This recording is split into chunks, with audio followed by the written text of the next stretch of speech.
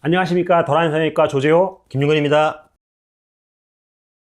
네, 오늘은 복부 거상. 여러 부위가 있지만 오늘은 복부 거상 대부분은 두 가지인데 두 가지. 분만 후에 이제 피부가 많이 늘어지는 그렇죠. 경우. 두 번째는 이제 체중이 많이 늘었다가 하시면서 이제 마지막으로 체중이 줄면서 이제 피부가 확 처지는 경우. 이 경우에 두 가지인데요. 하나는 이제 미용적인 목적으로. 네. 두 번째는 이렇게 피부가 이렇게 처져가지고 이 위로 벨트가 이렇게 올라가서 눌리게 되면 밑에 땀 차고 되게 불편해요. 하여튼 되게.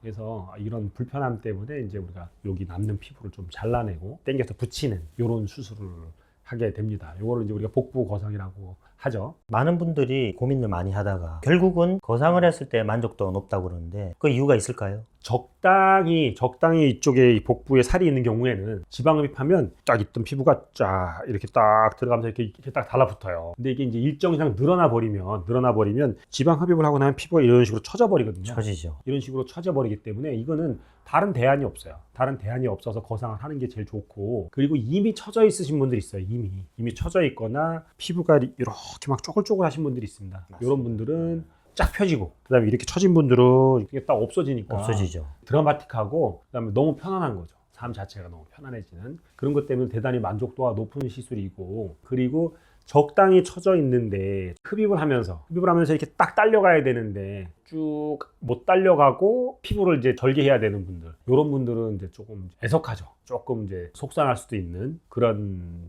부류에 속하는 수술입니다. 고민을 많이 하는 부분이 거상 말고는 혹시 대안이 없을까? 이런 질문들을 좀 하시는데 일단 일정 이상 늘어진 피부는 아예 대안이 없습니다. 거상이 이제 답이고, 다행스러운 거는 우리가 상처를 비키니에 있잖아요. 비키니 수영복 그 안쪽으로 거의 감춰지게, 골반 청바지를 입는다 하더라도 거의 안 보이게 숨길 수 있는 거, 그렇게 하는 게 장점이 되겠습니다. 그리고 이제 고민 많이 하는 부분이 어떤 병원을 선택해야 될까? 그 병원의 어떤 특징을 내가 놓치지 않아야 하는가? 이런 질문들을 많이 하시더라고요. 이런 질문들을 참 원초적으로 생각하면 수술을 많이 하고 경험이 많은 선생님한테 수술을 받는 게 제일 좋은 거죠. 저희 병원은 이제 이 거상 수술을 꾸준하게 그냥 일상처럼 하는 병원이니까 정원장님이나 저나 그런 분들한테 수술을 받는 게 제일 좋은 거죠. 미세하게 이런 부분이 있어요. 흡입과 거상을 같이 하지 않는다. 우리 병원은 흡입할 수 있으면 네. 흡입과 거상을 같이 하는 병원인데 그럴 때 만족도도 높지 않습니까? 그렇다면 네. 흡입을 정말로 잘하는 병원에서 네. 거상도 잘할 가능성이 많은 것하고 저는 봅니다. 그 말도 일리가 있고요. 이제 과거에는 이게 논란이 되게 많이 있었던 거예요. 흡입이랑 거상을 동시에 같이 하면 거상한 상처가 별로 안 좋다. 그렇죠. 제가 생각했을 때도 따로 할 것 같은데 그죠? 네. 근데 이제 최근에는 이제 흡입하고 바로 그냥 거상을 동시에 하는 게 오히려 더 메인 트렌드가 되어 있고, 또 거기에 반대하는 선생님들도 있는 건 사실입니다. 저희 병원은 뭐 특별한 문제가 없는 한 흡입과 거상을 동시에 진행합니다. 그렇게 했을 때 장점은 흡입을 예쁘게 하는 병원, 더 라인에서 하시면 일단 거상을 떠나서 허리 라인이 아름다운 라인으로 갈 수가 있고, 그 다음에 이제 늘어지는 부분은 거상 수술을 통해서 그것이 합해지면 시너지 효과가 있다고 봅니다. 그리고 제일 많이 걱정하시는 게 수술 후 상처인데, 막상 또 수술하시고 나시고 속옷에 가려지시면 그렇게 또 신경 안 쓰시고요. 정말 그 상처가 너무 신경 쓰인다 하면 우리가 또 줄기세포를 이용을 해서 상처를 또 최소화, 거의 눈에 안 보일 정도까지도 없앨 수가 있어요. 재생도 잘 되고 흉터도 덜 생기고. 복부가 많이 처져서 고민하시는 분들은 한 번쯤은 거상에 대해서 한번 고민해 보셔도 나쁘지 않을 것 같습니다. 제가 조금 이해를 돕기 위해서 수술을 어떻게 하냐 하면은, 여기서부터 이렇게 전체 이제 절개를 합니다. 네. 지방 흡입하고 난 다음에 네. 박리를 여기서부터 쭉 여기까지 하는 거예요. 배꼽 위를 넘어서 명치까지. 좀 무서워하실 수도 있는데, 그래서 완전히 이렇게 피부가 이제 완전히 이렇게 들어 올라가는 거죠. 들어 올린 피부를 밑으로 쭉 이렇게 당겨가지고 딱 잘라냅니다.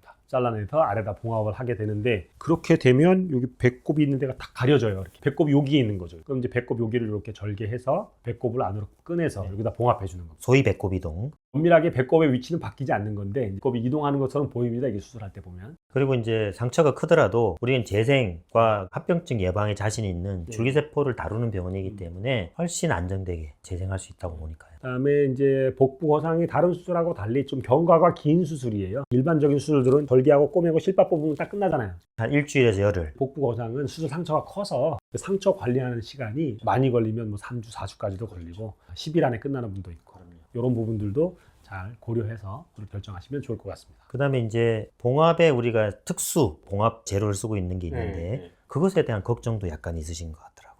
저희가 봉합할 때 안쪽에서 한 4층을 꼬맵니다. 4층. 내층을 꼬매. 예. 맨 밑에 이제 근막층 꼬매고, 그다음에 이제 중간 그 피하 지방층 꼬매고, 바로 밑에 또 피하 지방층 한 번 더 꼬매고, 그리고 이제 우리가 피부를 꼬매게 되거든요. 피부는 우리가 주로 티타늄 소재로 스테이플러라고 해서 옛날에 상처 이렇게 있으면 이렇게 거미줄 모양으로 생기는 거 있잖아요. 그거 안 생기게 티타늄으로 이렇게 탁 찍어서 그런 봉합을 하고요. 그다음에 피부 밑에도 특수한 봉합 재료를 사용을 해서 봉합을 하게 되는데, 재료가 안에서 녹아요. 근데 녹기 전까지 딱딱한 플라스틱처럼 느껴지거든요. 4층으로 우리 안전하게 꼬맨다는 거, 그렇게 조금 이해하시면 되겠습니다. 그러면 수술 후에 흉터가 얼마나 가나? 네. 이런 질문들이 있습니다. 이제 거상 상처는 길이가 길어서 네. 어쨌든 좀 눈에 잘 보이기는 해요. 이제 완전히 이제 성숙해져서 제왕절개한 상처처럼 예쁘게 이렇게 남는 데까지는 한 6개월에서 6개월. 한 1년 넘게까지 걸립니다. 그리고 또 일부에서는 상처가 이렇게 살짝 벌어질 수 있어요. 살짝 벌어진다는 게 이렇게 탁 벌어져서 속살이 나온다는 뜻이 아니라, 상처가 완전히 아물었는데 아물고 나서 이렇게 실선으로 안 남고 조금 벌어지는 경우들도 생길 수 있습니다. 이런 경우는 이제 나중에 1년이나 한 1년 반 있다가 조금 더 잘라서 다시 예쁘게 봉합하고, 이런 과정을 거치는 환자분들도 있고, 또 그렇지 않고 그냥 한 번에 실선으로 예쁘게 남는 환자분들도 있고, 환자분들의 개개인의 특성에 따라서 좀 다를 것 같습니다. 그리고 출산 후에 이 뱃살 처진 것 때문에 어떤 분들은 스트레스 많이 받습니다. 많이 받습니다. 네. 마치 예전에 젊은 그 시절, 출산 전 시절로 돌아가지 못하기 때문에 무언가 놓친 느낌, 사라진 느낌, 그런 게 있는 거죠. 허전함이. 그래서 이제 그런 부분들 같은 경우에 뱃살이 많이 처져서 심리적인 반응까지 오게 되는 경우에 잘라버리고 딱 하면 극복하는데 또 도움이 많이 됩니다. 오늘은 우리 복부거 상황의 그 이모 저모에 대해서 조금 더 자세히 알아봤습니다.